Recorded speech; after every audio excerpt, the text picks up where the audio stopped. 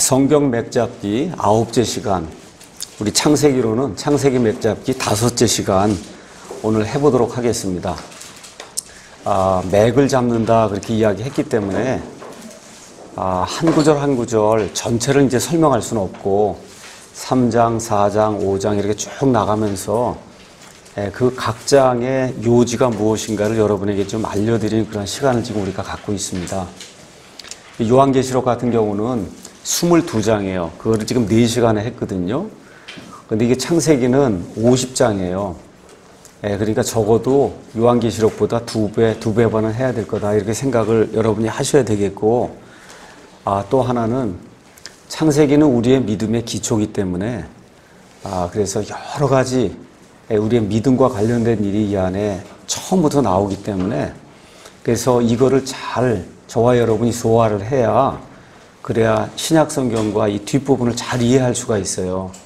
그래서 처음에 맥잡기 이거 시작을 할 때는 계시록도 2시간, 창세기도 2시간, 다 2시간씩 해야 되겠다 이렇게 생각을 했는데 도저히 그게 불가능하더라고요. 그래서 조금 좀 여유를 가지고 그래도 창세기 맥잡기를 뭐 10시간이면 얼마 이렇게 들었더니 이게 창세기 이야기만 하는 게 아니라 요한계시록까지 성경 전반을 이렇게 잘 연결해주는 그런 시간이었구나. 이렇게 이해가 되면서 성경 전체를 이해할 수 있는 그런 눈을 갖게 그렇게 되기를 바라면서 오늘도 말씀을 좀 전달하도록 하겠습니다. 자, 창세기 3장에는 이 땅에 죄가 들어오는 그런 내용이 기록이 되어 있습니다. 하나님께서 동산 모든 나무에서 나는 열매는 먹어도 되는데 선과 악을 알게 하는 나무, 거기서 나는 열매는 먹지 말라 한 거를 지금 뱀이 들어와서 하나님의 말씀에 의심을 가하고 그리고 여자가 하나님의 말씀에 첨가하고 이렇게 되면서 결국은 이 땅에 이제 죄가 들어온 그런 내용이 3장 6절까지 이제 나와 있습니다. 3장 7절 가서 보니까 드디어 이 두 사람이 하나님이 먹지 말라고 한 이 선악과를 이제 먹었어요. 그래서 먹는 그 순간 하나님의 명령을 이렇게 거부하고 그리고 자기들 마음대로 우리가 얘기하는 죄를 짓게 될 때 그때 두 사람의 눈이 열렸다. 지금 그렇게 이야기하고 있어요. 눈이 열렸다는 얘기는 스스로 선악을 판단할 줄 아는 그러한 존재가 됐다는 뜻이에요. 이렇게 해서 눈이 열리니까 곧바로 나타난 게 뭐냐. 우리가 벌거벗었구나 하는 걸 이제 알게 된 거예요. 그 전까지는 벌거벗고 있었는데도 그거에 대해서 전혀 부끄러움을 느끼지 못했어요. 그런데 눈이 열리자마자 곧바로 나타나는 게 부끄럽다 하는 그런 생각이 이제 들게 된 거고, 이렇게 되면서 부끄러우니까 무화과 나무 잎을 함께 엮어 자기들을 위해 앞치마를 만들었다. 이렇게 지금 성경이 기록해요. 앞치마는 영어로 가서 보면 에이프론이에요. 여러분 부엌에서 우리 자매들이 일할 때 에이프론을 맨다고요. 에이프론은 어떻게 앞만 가리는 거예요. 그렇죠? 그러니까 급하게 너무 부끄러우니까 무언가를 좀 해야 되겠다 하고는 지금 무화과 나무에서 잎을 따다가 앞만 가렸다. 지금 성경이 지금 그렇게 이야기하고 있습니다. 자, 그래서 드디어 죄라고 하는 것이 이 땅에 이제 들어오게 됩니다. 앞으로 성경을 읽으실 때 죄의 이야기가 나오면 죄는 뭐냐? 죄는 관역에서 벗어난 걸 죄라고 이야기해요, 성경은. 그러면 하나님이 정해주신, 사람에게 정해주신 관역은 뭐냐? 그거는 하나님의 영광이에요. 그러니까 사람을 하나님께서 하나님의 형상으로 지으시고 하나님의 모습대로 이렇게 모양대로 이렇게 지으셨을 때 목적은 뭐냐? 하나님의 영광에 다다르는 그런 자가 되어야 된다는 뜻이에요. 그게 목적이에요. 그 하나님의 영광이라는 그런 관역이 있는데 그 관역에서 사람이 벗어나게 됐다는 거예요. 이거를 성경은 죄라고 이야기한다. 그러니까 우리가 보통 죄라고 얘기할 땐 뭐 간음죄, 살인죄, 뭐 거짓말하는 죄 이렇게 그걸 죄라고 이야기하잖아요. 그렇죠? 성경이 이야기하는 죄는 엄밀하게 이야기해서는 죄성을 이야기하는 거예요. 죄성. 그러니까 사과나무를 예를 들어서 이야기하면 사과나무에 왜 사과가 열리냐? 그 나무가 사과나무기 때문에 사과가 열리는 거예요. 그러니까 왜 우리가 죄를 짓느냐? 보통 죄라고 이야기하는 살인죄, 간음죄, 뭐 거짓말하는 죄 등등 왜 죄를 우리가 이렇게 짓느냐? 죄인이기 때문에 짓는다는 거예요. 죄인이기 때문에 짓는 거다. 성경이 그렇게 이야기하는 거예요. 그러니까 원초적인 죄가 있고 성경은 죄들이라고 하는 게 있다고 얘기를 해요.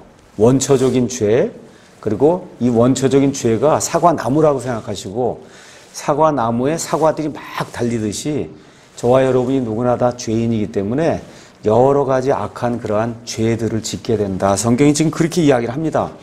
그래서 이것을 로마서 3장 23절에서 사도 바울은 모든 사람이 죄를 지어 하나님의 영광에 이르지 못했다. 그렇게 이야기해요.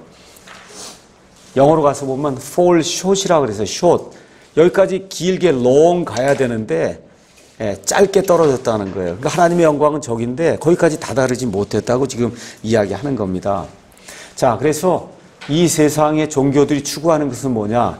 하나님이 하나님의 형상을 그 안에 사람 안에 이렇게 넣어주셨기 때문에 사람들 속에서 믿지 않는 사람조차도 짐승과는 다르다고 하는 그런 생각을 가지고 무언가 고상하고 선하고 이런 걸 추구하려고 하는 그런 마음을 가지고 있어요. 그걸 하나님의 영광이라고 이야기해요.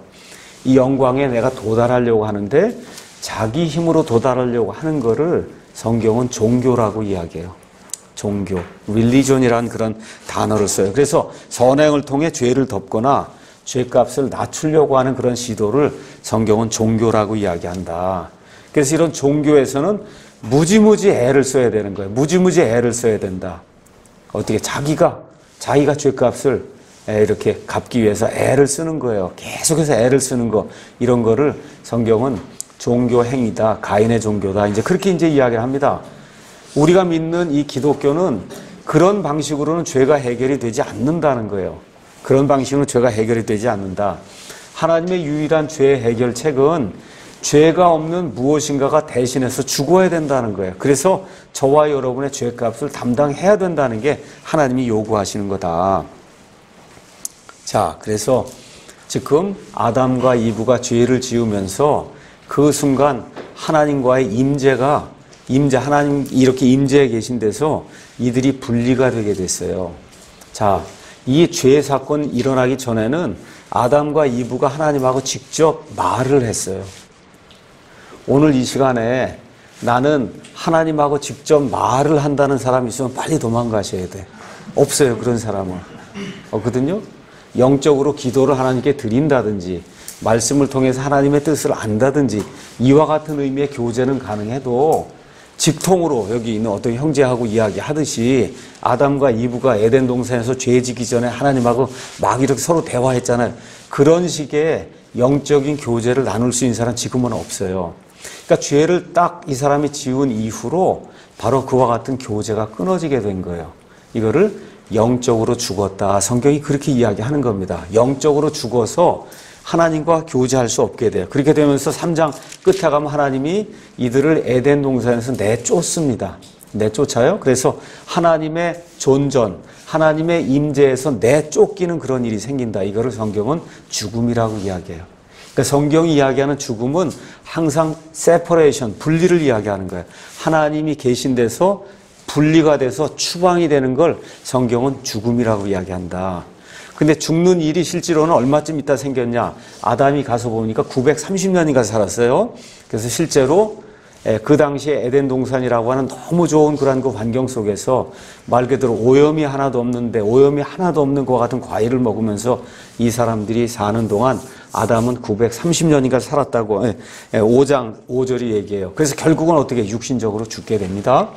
그래서 영적으로 죽는 일은 죄를 짓는 순간에 발생을 했고 육신적으로 죽는 일은 약 930년이 지나서 육신적으로 죽는 그와 같은 일이 생겼다. 그래서 하나님이 성경 전체를 통해서 우리에게 알려주시는 것은 뭐냐? 하나님의 공의를 만족시킬 수 있는 사람은 아담 이래로 아무도 없다는 거예요. 그렇기 때문에 모두가 죄인이기 때문에 사망의 권세 아래 놓이게 됐다. 성경이 그렇게 이야기하는 겁니다. 그래서 죄인이 살 수 있는 길은 유일하게 단 하나, 사람을 창조하신 하나님이 원하시는 기준을 만족하는 거예요. 이렇게 이야기하면 그건 너무 불공평한 거 아니냐, 그렇게 이야기하는 사람이 많습니다. 자, 그래서 제가 이런 걸 어떻게 좀 설명을 해줘야 될 것인가 하고 이렇게 저렇게 예를 찾는 가운데 이번에 우리 고정인 자매님이 던이라고 하는 던 해서 이 이번에 이제 종교, 행위 종교와 은혜 복음이라는 소책자가 이제 60페이지짜리가 나와요. 거기 한 50페이지를 우리 고정인 자매님 이제 번역을 했는데 그 안에 아주 좋은 예제가 나와 있더라고요. 예화가. 그 예화가 뭐냐? 저와 여러분이 크레딧 카드를 씁니다. 그렇죠? 그래서 지난달에 500만 원 이렇게 썼다고 크레딧 카드 이제 그 청구서가 날라왔어요. 그렇죠? 그래서 어떻게 그 다음날 전화를 한 거예요. 크레딧 카드 회사에 전화를 해서 500만 원 제가 빚을 이렇게 졌는데 앞으로 한 달 동안 매일 아침에 나가서 청소하고 밥 짓고 그렇죠? 하려는 대로 모든 일을 다 하겠습니다. 그렇게 하면 그 500만 원이 탕감이 될까요? 여러분 생각 어때요? 탕감 안 해주죠? 안 해준다 그래서 거기 가서 피켓 들고 왜 이렇게 부당하냐? 그렇죠? 아니 500만 원 내가 빚 졌는데 내가 그만큼 아침부터 가서 청소하고 수리하고 뭐 이렇게 해갖고 500만 원어치 하겠다는데 왜 안 해주냐 그러면 정신 이상하다고 얘기할 거 아니에요. 그렇죠? 그 크레딧 카드의 빚을 없앨 수 있는 유일한 방법은 크레딧 카드 회사가 정해준 그 계좌로 500만 원을 넣는 거 외에 다른 방법은 없는 거예요. 그렇게 넣으라고 얘기해서 그 부당하다고 이야기할 사람 있어요, 없어요? 없잖아요. 아무도 없는 거예요. 그러니까 이 세상에 그런 일이 너무 많은 거라 요 방법대로 안 하면 절대 통과가 안 되는 그런 일이 우리 인간 세상에도 너무너무 많은 거예요. 대학 입시를 하려고 그러고 취직을 하려고 그래도 그러고 다 거기 원하는 그런 기준을 만족을 시켜야 내가 거기 대학교도 들어갈 수 있고 그 회사 들어갈 수 있고 심지어 시집가고 장가가는 일도 상대방이 원하는 기준을 만족을 해야 시집도 가고 장가도 가고 그렇게 되는 거잖아요.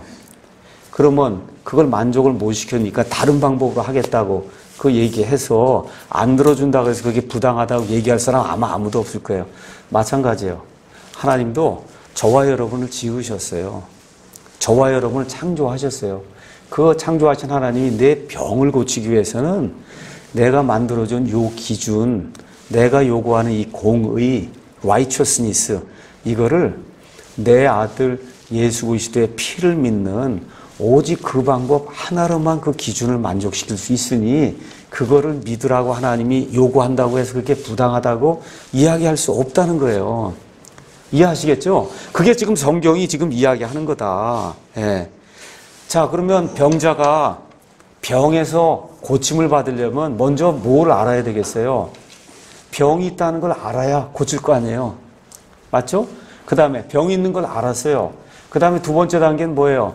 병을 고칠 수 있는 의사를 만나야 그래야 나을 수 있는 거고 셋째 단계는 뭐예요? 그 의사에게 가야 되는 거예요. 맞습니까? 그럼 저와 여러분이 우리 여기 앉아있는 사람 중에 죄 안 지는 사람 있어요? 하루 종일 생각해 보시고 하루 이틀만 생각해 보면 죄가 이렇게 막 보일 거라고. 야, 진짜 죽겠구나 하는 이런 죄가 보인다고. 그렇죠? 이걸 어떻게 고쳐야 될 것인가? 그렇죠? 의사를 찾아야 돼. 죄병을 고칠 의사를 찾아야 된다. 찾은다면 어떻게 돼요? 그 의사 앞에 나가서 의사가 하라는 그 방법대로 저와 여러분이 해야 그 죄병에서 고침을 받을 수 있다는 거예요. 지금 성경이 그 얘기하는 거예요. 다른 것이 아니고. 그래서 하나님이 이런 걸 그럼 어떻게 알 수 있게 만드셨냐? 자, 오늘 저 가서 옥상이든 어디 가서 오늘 밤에 하늘의 별을 한번 봐보라는 거예요. 저렇게 수많은 별들 저런 것들 사람이 셀 수 없거든요. 정도로 많아요. 그 많은 별들하고 이 지구를 비교해 보면 지구는 그 큰 별들에 보면 아무것도 아니야. 거기에 비하면 사람은 또 먼지만도 못하고. 그렇죠? 야, 정말 대단한 그런 우주를 하나님이 만드시고 우리가 살고 있는 세상과 여기 있는 모든 창조 세상을 이렇게 보면 너무너무 기가 막힌 게 많다고. 그렇죠? 이제 좀 있으면 어디 한번 나가서 나비도 한번 보시고 해봐요. 어떻게 이렇게 아름다운 게 만들어질 수 있나. 그렇죠? 이런 창조 세상을 이렇게 보면서 야, 정말 이거 모든 것을 디자인한 분이 있지 않으면 이런 게 불가능하겠구나 하는 거를 그냥 사람이라면 누구나 다 알 수 있는 거예요. 또 우리의 양심이 그런 것들을 증언해요. 그렇기 때문에 이런 것들을 통해서 우리를 창조하신 창조자가 계신다는 그런 사실을 누구라도 알 수 있도록 하나님이 이렇게 만들어 주셨다는 거예요. 그래서 그 창조자 하나님이 계신 것을 인정을 하고 그 하나님이 나를 창조했는데 내가 죄병에 걸렸으니 그래서 내 죄병을 고치실 분은 유일하게 그 창조자 하나님뿐이 없구나 하고 하나님께 나아가는 이러한 모든 것들은 일반 계시이기 때문에 이걸로는 하나님을 찾을 수는 있지만 성경이 이야기하는 특별 계시는 그 안에 들어있지 않아요. 그 특별 계시는 이 안에 들어있거든요. 그렇죠? 이 모든 것들이 어떻게 생겨났고 이걸 만드신 분은 어떤 분이시고 한 이런 모든 것을 이 책에 하나님이 기록으로 우리에게 주셨어요. 이건 특별한 그런 계시예요. 이걸 가서 읽어보니까 하나님이 사람을 이처럼 사랑하셔서 자신의 독생자를 보내주시고 누구든지 그 독생자를 믿기만 하면 그분께서 십자가에서 저와 여러분의 죄를 위해서 십자가에서 죽으시고 묻히시고 사흘 만에 부활하셔서 죽을 수밖에 없는 우리를 대신해서 부활하심으로 말미암아 우리가 죄에서 벗어나서 다시 부활할 수 있다고 하는 그런 사실을 성경을 통해서 알고는 하나님이 우리에게 주신 유일한 이 방법대로 나는 오직 예수님만 나의 구원자로 믿습니다 하고 하나님 앞에 나오면 그럼 하나님이 구원을 주신다는 거예요. 이게 지금 성경이 이야기하는 거다. 자, 그러면 아담의 상태를 정리하겠습니다. 아담은 죽었어요. 아담은 죽었다 그래요. 내가 이 선은 악을 알게 하는 이 나무에서 나는 것을 먹으면 죽는다고 했어요. 그래서 먹는 순간 바로 죽음이 생겼어요. 무엇이 죽었냐 하면 영이 죽었다고 이야기해도 뭐 틀린 얘기는 아닌데 사람에게는 영과 그 다음에 혼과 육이 있거든요. 어떤 사람은 영이 없다고 얘기하면 안 돼. 다 영이 있는데 영이 기능을 발휘하지 못해. 그래서 하나님과 커뮤니케이션이 안 되는 상태가 됐다는 거예요. 그거를 영적으로 죽었다. 그렇게 이야기하는 겁니다. 영적으로. 그러니까 영적으로 죽었으니까 어떻게 해야 돼요? born again. 다시 태어나야 되는 일이 필요하다는 거예요.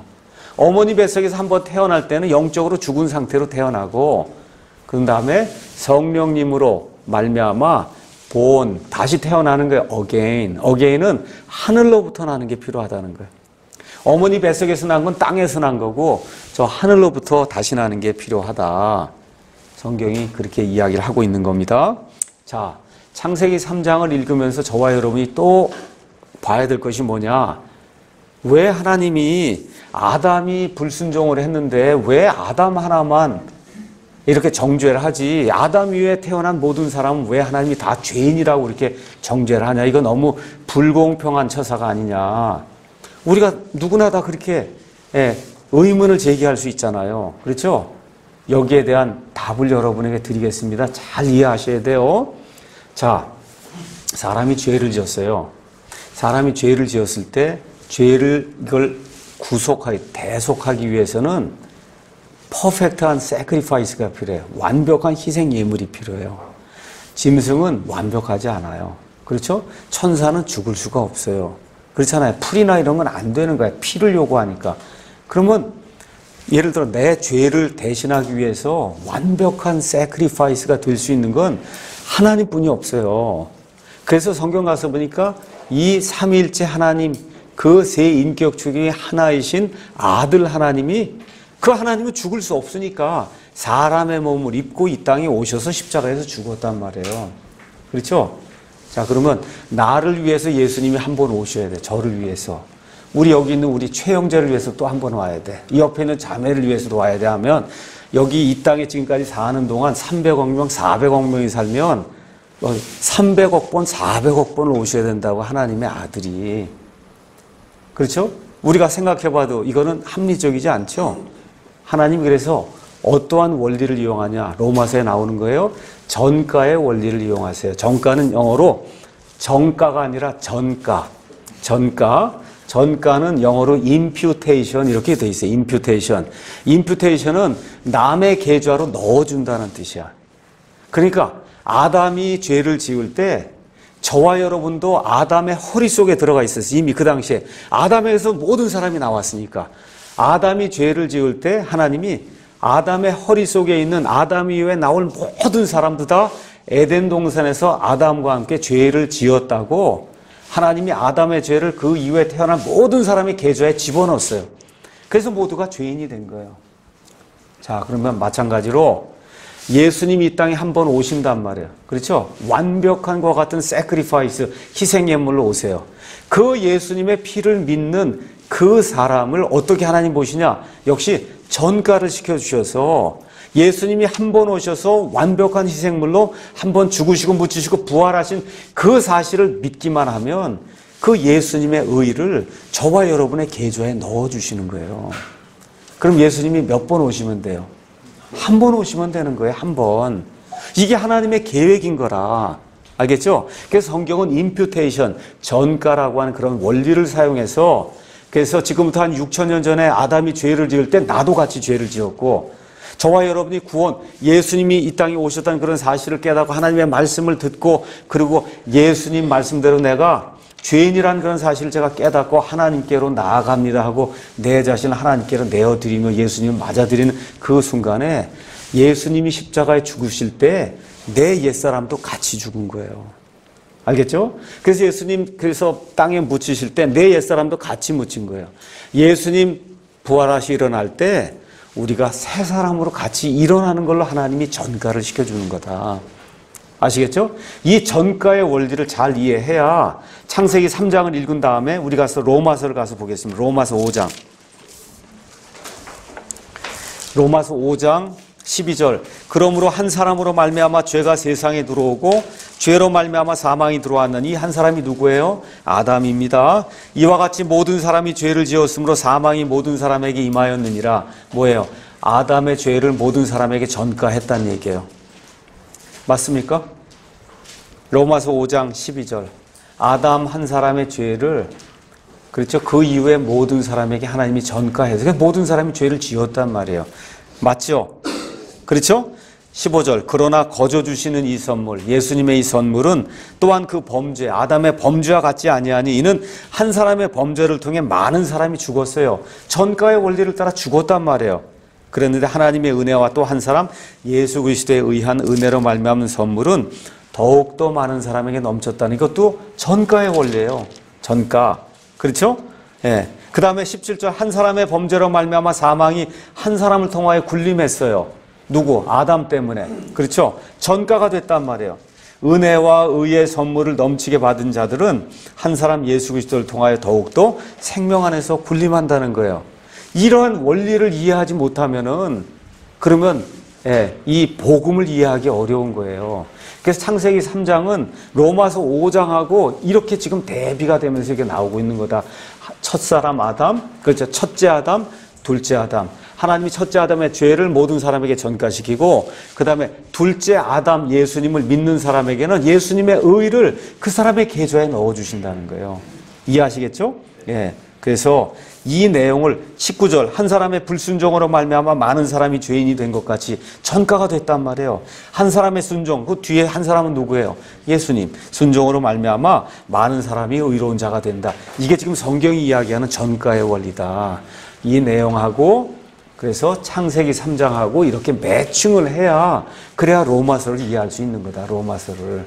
이해하시겠죠? 로마서가 뭐예요? 사람이 어떻게 구원받는가를 가르쳐주는 가장 중요한 서신서가 로마서잖아요. 그러니까 로마서를 이해하려면 창세기 3장에서 아담과 이브가 죄를 지었을 때 하나님이 왜 죽는다고 이야기하고 이 사람의 죄를 모든 사람에게 전가시켰는가.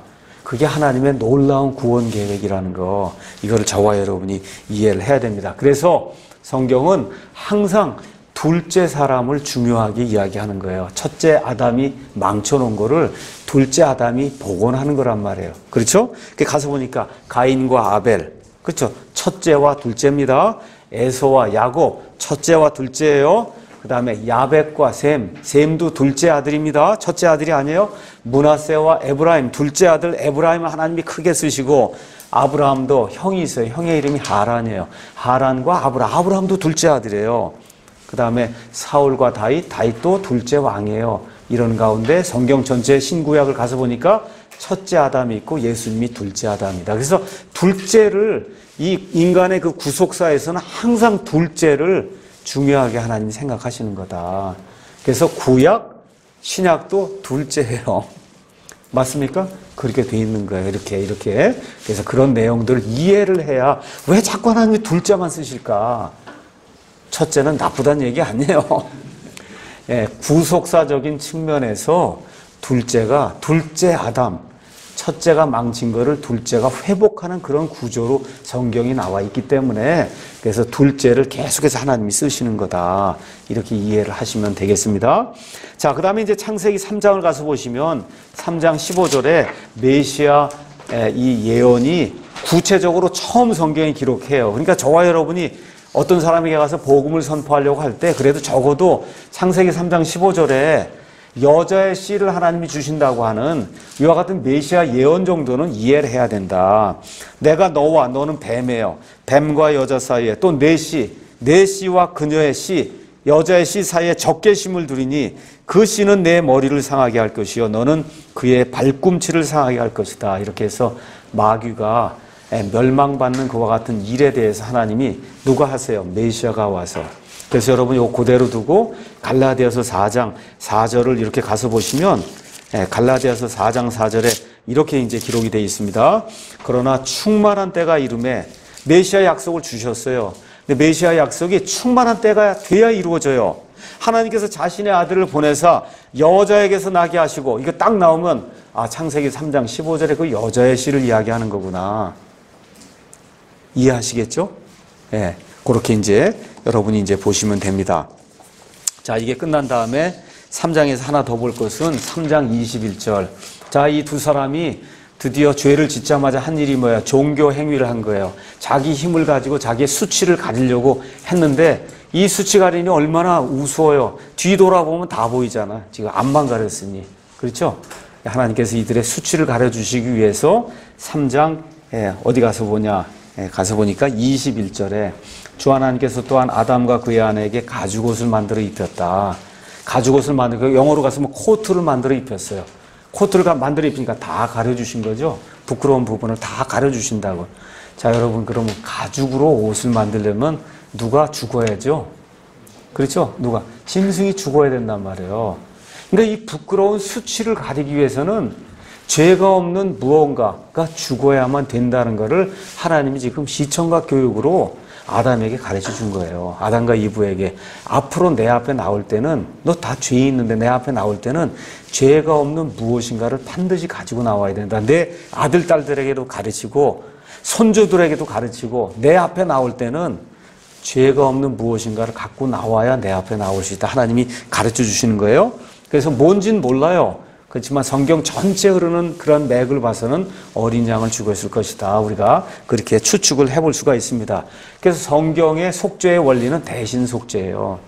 내 힘으로 하는 것이 아니라 죄 없는 무엇인가.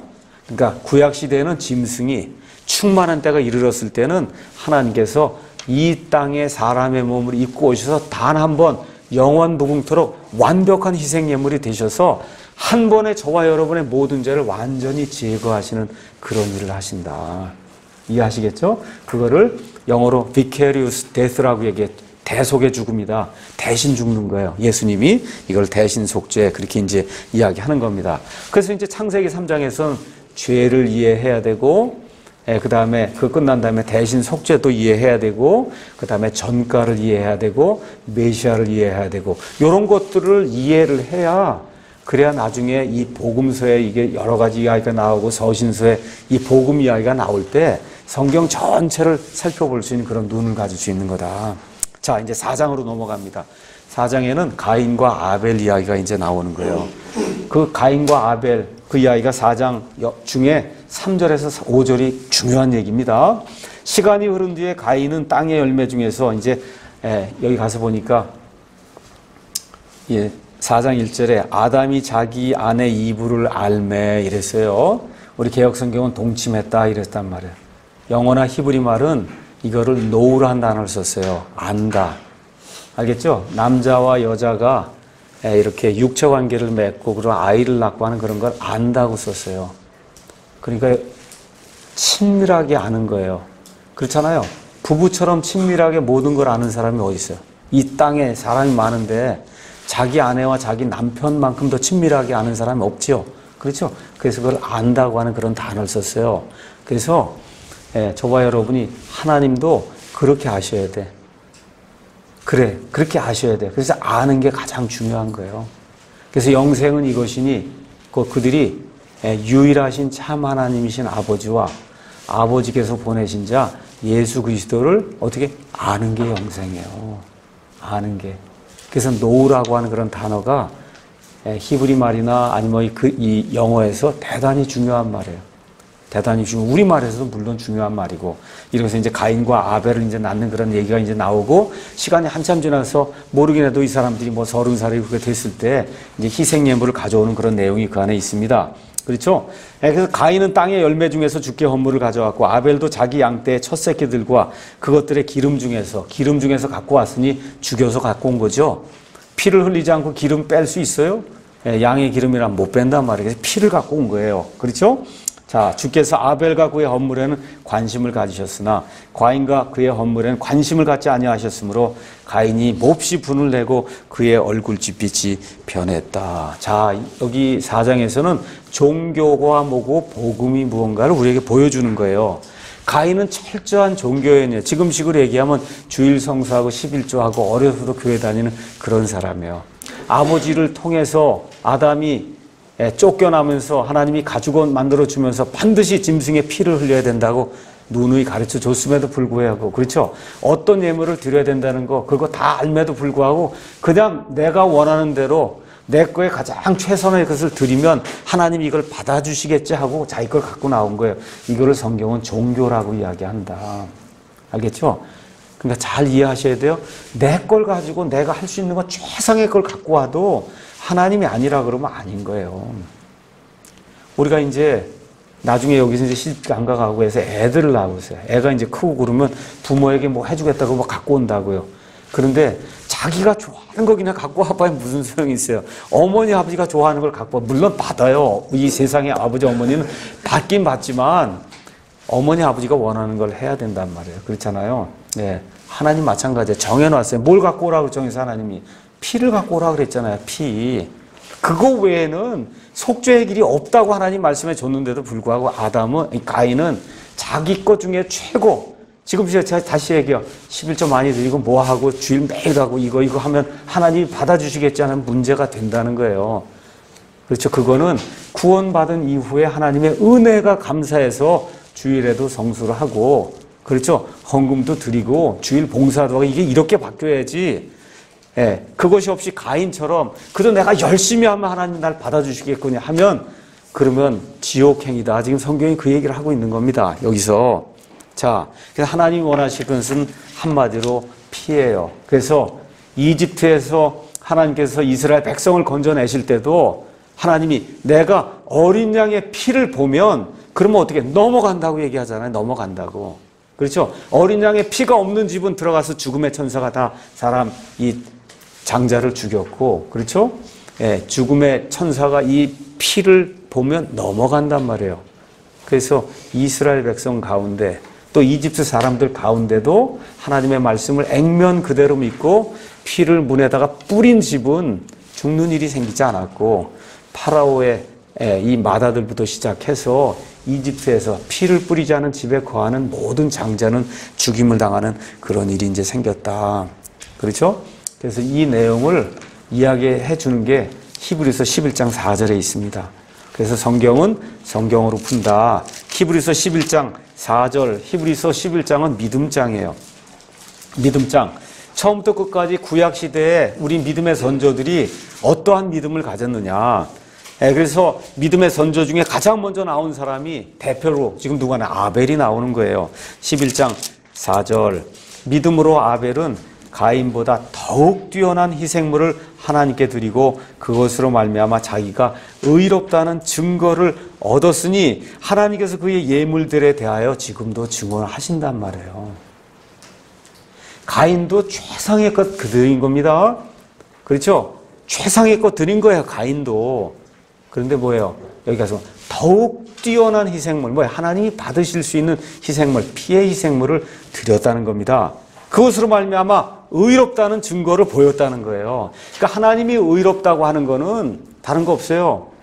죄 없는 무엇인가가 나를 대신해서 죽을 때에만 내가 의롭게 될 수 있다. 성경이 그렇게 이야기하고 있는 겁니다. 이렇게 되니까 종교인이 이 가인이 어떻게 해요? 복음을 믿고 있는 이 아벨을 때려 죽이는 일이 4장 8절에 생기는 거예요.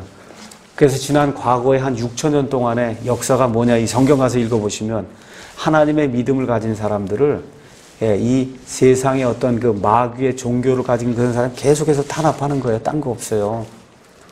탄압한다. 자, 그래서 아벨은 최초의 대언자가 됐다고 누가복음 11장 51절 형에게 가서 하나님의 말씀을 전한 대언자가 됐다고 얘기하고, 가인은 최초의 살인자가 됐다고 얘기해서 가인이 취했던 이런 길을 요한 1서 3장 12절에는 가인의 길이다 이렇게 이야기합니다. 그래서 여러분 여기 나눠준 거 가서 보면 흉악하다 할 때 흉, 그 형이 도끼로다가 치는 게 그 흉자예요. 흉자. 그래서 여러분이 이 미션 하우스에서 나온 생명의 말씀사 인터넷 홈페이지 들어가셔서 한자에 담긴 창세기의 발견이라는 중국 사람이 지은 그 책을 가서 보면, 그러면 이제 오늘 이야기한 배선자라든지 의자, 의롭다는 의자라든지 에덴 동산의 강이 내게 있는 그 밭전자라든지, 그렇죠? 이런 모든 것들이 한자의 이 상형 문자 안에 그 안에 이 복음이 들어가 있는 거를 저와 여러분이 볼 수가 있거든요. 그러니까 지금 이 흉자가 먼저 나왔기 때문에 여러분에게 이야기하는 건, 형이 도끼로 내려치는 아니면 돌로 내려치는 그거 지금 형이잖아요. 그 형이. 그렇죠? 이거를 흉악하다 지금 이 중국말에서는 그렇게 지금 표현하고 있는 겁니다. 미션하우스의 한자에 담긴 창세기의 발견. 자, 이렇게 해서 이제 4장에는 가인과 아벨 이게 나오면서 가인은 행위 종교 그거의 창시자가 됐고, 그 다음에 아벨은 믿음을 보여주는 그러한 창시자로 성경이 이렇게 나온다는 그런 사실을 4장에서 저와 여러분이 배우면 됩니다. 이제 창세기 5장으로 넘어가겠습니다. 창세기 5장 가서 보니까 이것은 아담의 세대들에 대한 책이라, 하나님께서 사람을 창조하신 날에 하나님의 모양대로, 하나님의 모양이 다른 이야기하면 하나님의 형상대로 그들을 창조했다 이렇게 나옵니다. 자, 이렇게 돼서 창세기 5장을 가서 보면 아담의 세대들, 그건 뭐냐면 아담에게서 태어난 자들의 이야기다는 거예요. 그래서 아담에게서 태어난 자가 누가 있어요? 지금 가인도 있고 하면서 쭉, 그 다음에 아담 다음에 셋이 나오죠? 그렇죠? 셋 다음에 에노스가 나오죠? 에노스 다음에 쭉 나오면서 게난이 나오고 쭉 나오는데, 가서 보니까 아담에게 태어난 사람은 다 끝이 뭐야? 죽었다는 거예요. 그렇죠? 아담에게서 태어나면 다 죽는 거야. 죽었다예요. 그래서 구약 성경은 한마디로 뭘 얘기하냐? 아담의 세대들이 죽었다는 걸 기록한 책이에요. 그래서 이것은 아담의 세대들에 대한 책이라고 이야기하고 있고, 자, 신약으로 넘어가서 마태복음 1장 1절 가서 보세요. 마태복음 1장 1절 가서 보니까 뭐라고 기록이 되어 있어요? 아브라함의 자손이시요 다윗의 자손이신 예수 그리스도의 세대에 대한 책. 그러니까 똑같죠? 창세기 5장 1절하고 마태복음 1장 1절이 세대에 대한 책이죠. 근데 예수님의 세대는 세대들로 돼 있어요? 세대로 돼 있어요? 하나로 돼 있어요. 그러니까 예수님 안에서 태어난 사람은 다 형제자매야. 알겠죠? 세대가 하나뿐이 없어요. 예수님 안에서는. 이 다음에 우리가 사도 바울을 만나도 바울 형님 그렇게 얘기하는 거야. 바울 할아버지 안 그래요? 2000년 전에 우리보다 먼저 살아서도 바울 형님, 그렇게 동생 이렇게 되는 거예요. 예수님 안에서 한 세대이기 때문에. 알겠죠? 그러니까 우리 최 형제도 나한테 형제님 이렇게 해도 아무 문제 없는 거야. 알겠죠? 예수님 안에서는 다 한 형제이기 때문에. 알겠지? 그래서 창세기 구약 전체는 첫째 아담에게서 태어난 사람들은 다 죽는다는 걸 기록한 책이고, 그 다음에 이 신약으로 넘어와서 마태복음은 예수님 안에서 태어난 그 사람들은 산다는 책이에요. 그게 그래서 이렇게 또 비교가 되는 거다. 알겠죠? 그래서 죽는 사람들은 많아요. 그 안에 세대가 많다고. 근데 예수님 안에서 태어나면 다 한 세대가 된다는 거, 이걸 저와 여러분이 이제 기억을 하시고, 자, 5장으로 이제 넘어와서 아담과 이브를 하나님이 처음에 뭘로 만들어서 아담과 이브를 하나님의 형상으로 만들었는데, 그 다음에 2절 가서 보니까 그분께서 그들을 남성과 여성으로 창조하시며 그들을 창조하신 날에 그분께서 복을 주셨다. 3절 가서 봐요. 중요한 얘기가 나옵니다. 아담이 130년을 살며 자기 모양대로 자기 형상에 따라 아들을 낳아 그의 이름을 셋이라 했다는 거예요. 이게 놀라운 말이에요. 자, 아담 이후로 태어난 모든 사람은 누구의 형상과 누구의 모양을 따라요? 그래, 그렇게 된 거예요. 자, 그러니까 하나님의 원래 형상이 남아있어요. 저와 여러분에게도. 하나님이 원래 창세기에서 원래 아담과 이브를 통해서 주시려고 했던 그 형상은 파괴가 됐어요. 일부가 파괴가 됐다고. 알겠죠? 그래서 저와 여러분 영적으로 죽을 수밖에 없게 됐어요. 그래서 그 이후에 태어나는 모든 사람 다 아담의 형상과 아담의 모양대로 태어나기 때문에 다 죄덩어리다. 성경이 그렇게 이야기하는 거예요. 알겠죠? 그래서 하나님이 전가의 원리를 사용해서 그리스도 안에 있는 사람을 모두 다 하나님이 한 번에 구속하시기 위해서 전가의 원리를 이제 사용을 하는 거다. 자, 그래서 은혜는 결코 혈통을 따라 이루어지지 않는다는 그런 사실을 저와 여러분이 기억을 해야 됩니다.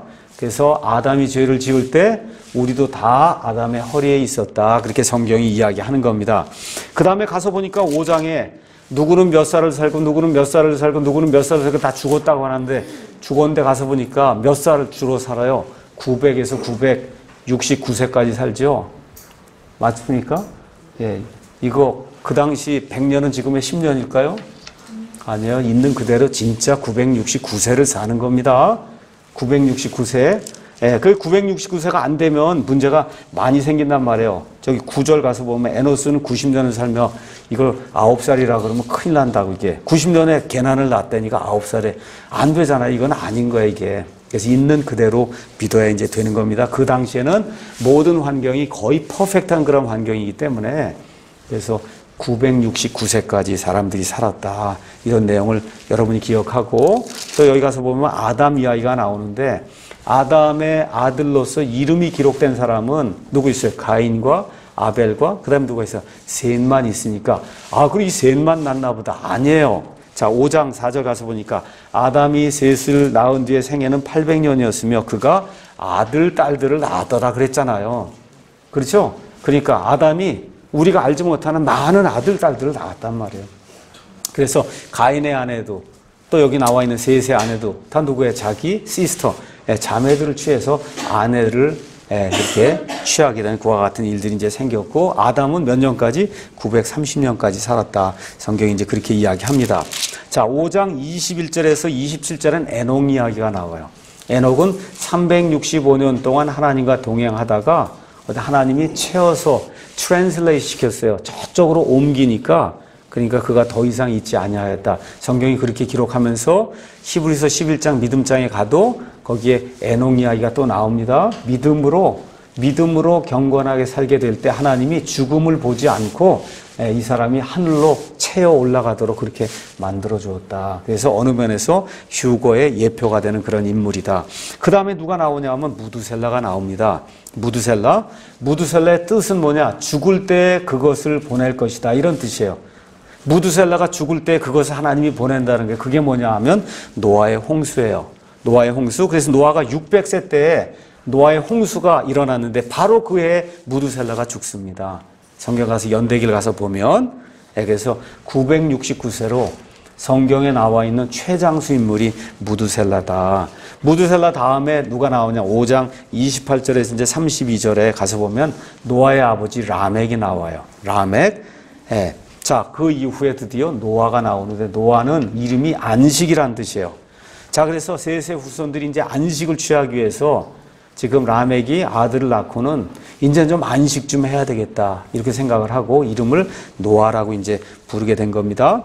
자, 그럼 위에 가서 노아 이전 세대에 아들 낳은 거 이거 가서 보면 아까도 읽었지만 에노스는 90년을 살며 게난을 낳았다. 12절. 게난은 70년을 살며 마할랄레엘을 낳았다. 그렇죠? 15절. 마할랄레엘은 65년을 살며 거기 가서 보니까 대개 아들을 낳는데 아들을 낳을 때 그 나이를 가서 보면 대충 100세 미만의 아들을 낳는단 말이에요. 아이들을. 그렇죠? 근데 지금 가서 보니까 라멕은 거기 가서 보니까 라멕은 몇 세의 아들을 낳느냐? 28절부터 읽겠습니다. 라멕은 182년을 살며 아들을 낳고 그의 이름을 노아라 불렀다. 이렇게 나온 다음에 노아가 32절. 노아는 500세가 돼서 셈과 함과 야벳을 낳았다. 이렇게 된 거예요. 잘 보세요. 거기 나와 있는 모든 사람이 아들을 낳으면 대개 100세 이하의 지금 아들을 낳는데 노아에 대한 심각한 무슨 문제가 있었구나. 몇 세? 500세에 지금 아들을 낳아요. 500세. 그 다음에 또 여기 가서 보니까 셈과 함과 야벳이 있으니까 셈이 첫째 아들, 함이 둘째 아들, 야벳이 셋째 아들 이렇게 해석하면 큰일 난다. 성경 그렇게 이야기하지 않습니다. 여기서는 지금 중요도를 기준으로 셈, 그 다음에 함, 야벳 이야기를 한 거예요. 여기 이제 10장에 넘어가서 셈과 함과 야벳 이야기를 할 때 가서 보면 가장 중요한 인물이 셈이에요. 그 다음이 함이에요. 야벳은 별거 없는 거예요. 야벳은 그냥 지금 유럽 사람, 이 아메리카 이런 데 사람인데 먹고 사는 그런 문제에 있어서는 굉장히 이게 한데 하나님의 이 어떤 경륜에 있어서는 셈과 함만이 중요해요. 셈은 하나님의 뜻을 이루는 것과 같은 계통으로 중요하고 함은 마귀의 뜻을 따르는 그런 계통으로 중요하고 그렇죠? 예, 이렇게 이제 돼 있다. 그래서 나중에 이제 이야기하겠지만 나중에 보면 나옵니다. 야벳이 첫째 아들이고 셈이 둘째 아들이고 그 다음에 함이 셋째 아들이라 성경이 우리에게 그렇게 이제 이야기해 줍니다. 자, 이렇게 해서 창세기 3장, 4장, 5장을 제가 여러분에게 대충 이런 식으로 성경을 이렇게 보면 된다 하고 맥을 이렇게 집어드렸습니다. 여기까지 하고 잠깐 쉬었다가 둘째 시간 하겠습니다.